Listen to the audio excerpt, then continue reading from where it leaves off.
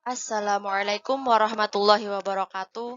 Perkenalkan, nama saya Nabila Diavana dari Prodi PAI 4E. NIM 1901011785. Di sini saya akan sedikit menjelaskan tentang teori deskriptif dan teori preskriptif. Nah, di sini Brunner membagi teori belajar dan teori pembelajaran itu dipisah. Jadi, teori belajar dan teori pembelajaran itu berbeda. Di sini teori belajar atau teori deskriptif adalah mendeskriptifkan metode belajar pada saat pembelajaran dimulai atau pada saat pembelajaran. Dan teori pembelajaran atau teori preskriptif adalah pembelajaran yang dilakukan sebelum atau sesudah pembelajaran itu dimulai.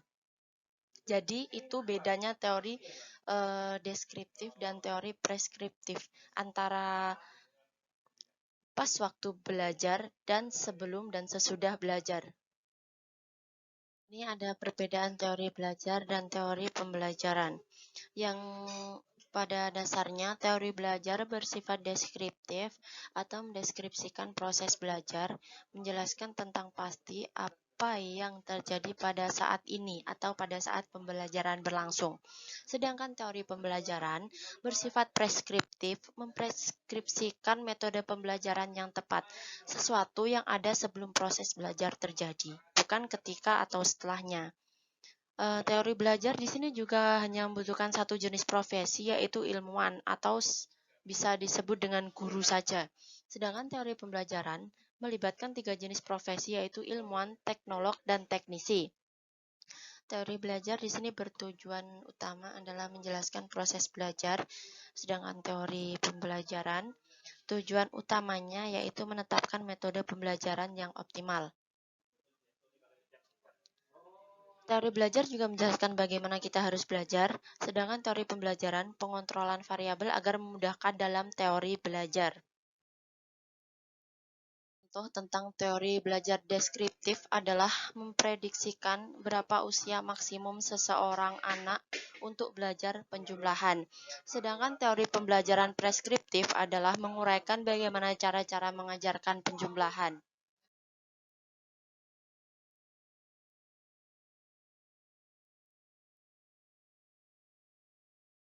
Di deskriptif atau variabel penentu hasil belajar, di sini digambarkan dengan warna coklat yang di dalam lingkaran. Sedangkan teori preskriptif, variabel pengaruh orang lain terhadap proses pembelajaran, di sini digambarkan dengan gambar kuning, yaitu yang di luar gambar coklat.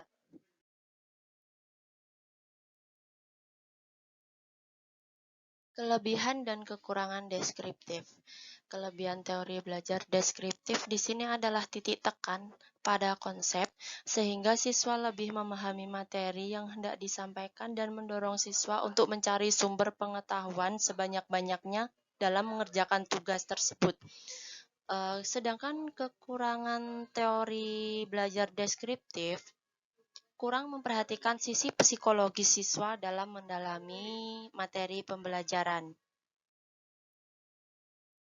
Kelebihan dan kekurangan preskriptif. Di sini ada kelebihan teori belajar preskriptif, yaitu lebih sistematis sehingga memiliki arah dan tujuan yang jelas. Pemberian motivasi sangat ditekankan agar terjadi proses belajar dan mengoptimalkan kerja otak secara maksimal. Sedangkan kekurangannya di sini adalah proses membutuhkan waktu lebih lama. Sekian penjelasan dari saya tentang teori deskriptif dan teori preskriptif.